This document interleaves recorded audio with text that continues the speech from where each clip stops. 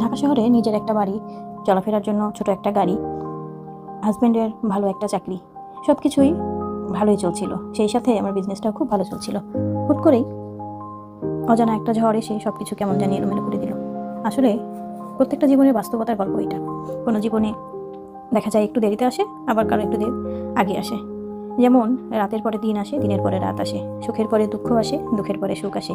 এটা আমাদের জীবনের চরম বাস্তবতা। এই বাস্তবতাটা আমরা যত সহজে মেনে নিতে পারবো, এই বাস্তবতার সাথে লড়াই করে আল্লাহর উপর ভরসা রেখে, তাওয়াক্কুল রেখে আবার আমরা সংগ্রাম করে জয় হতে পারবো, ততই আমাদের জন্য ভালো। হুট করে মেয়ে আবদার করেছিল একটুখানি কাবাব দিয়ে সে নান পরোটা খাবে।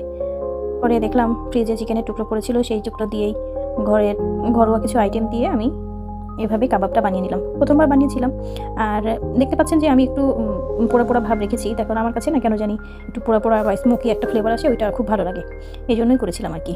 আর নানটা তো অ্যাজ ইউজুয়াল যেভাবে সবাই বানাই, আমিও ঠিক সেভাবেই বানিয়েছিলাম। তবে আমি চেষ্টা করি যে নানটাতে একটু বাচ্চাদের মিষ্টিটা বেশি দেই, যাতে বাচ্চারা পছন্দ করে।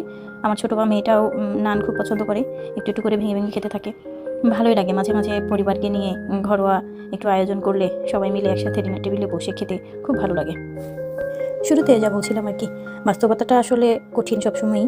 আর এটা সবসময় আমার কাছে মনে হয় যে বিপদের সময় যে মানুষগুলো পাশে থাকে তাদের আজীবন মনে রাখা উচিত।